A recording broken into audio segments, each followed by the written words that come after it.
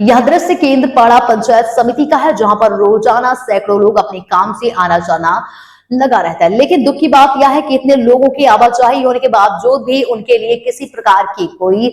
सुविधा या स्वच्छता की व्यवस्था नहीं की गई है। आप खुद देख सकते हैं, बेसिमिनी पान की पीक और जमी हुई है, जिसके साफ करने वाला कोई नहीं है। वहीं दूसरी ओर जगह जगह कचरा फैला हुआ है और झाड़ियां उगाई हैं। अब तक की जरूरी बात, गाड़ियां भी जंग खा रही हैं और सवाल यह उठता है कि जब सरकार हर जगह स्वच्छता अभियान चला रही है और वहीं केंद्रपाड़ा पंचायत समिति इस अभियान से क्यों बाहर रह गई है। अगर आम लोगों को यह गंदगी साफ दिखाई दे रही है तो प्रशासन की नजर इस पर क्यों नहीं पड़ती है। केंद्रपाड़ा से स्पेशल रिपोर्ट ब्राहकार की आर हिंदुस्तान टीवी न्यूज।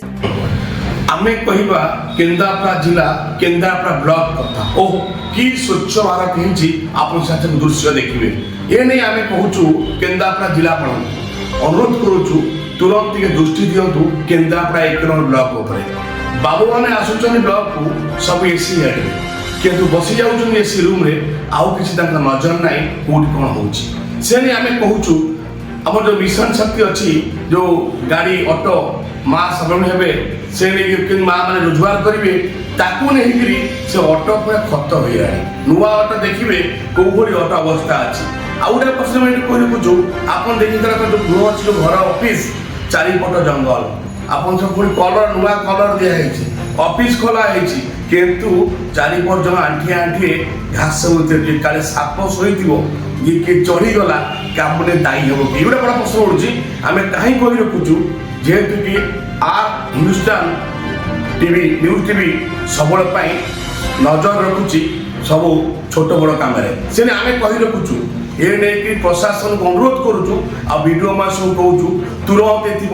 दृष्टि दिंतु पुणी केंद्रापड़ा ब्लॉक 1 नंबर ब्लॉक न कहले सरे कुआड़ कुआड़ के लोक आसु समस्त देखी कहते किंतु ऑफिसर माने सब चोर ए नहीं आम कही रखुचु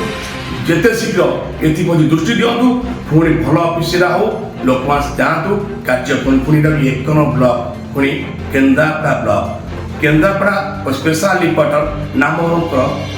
आर हिंदुस्तान टीवी।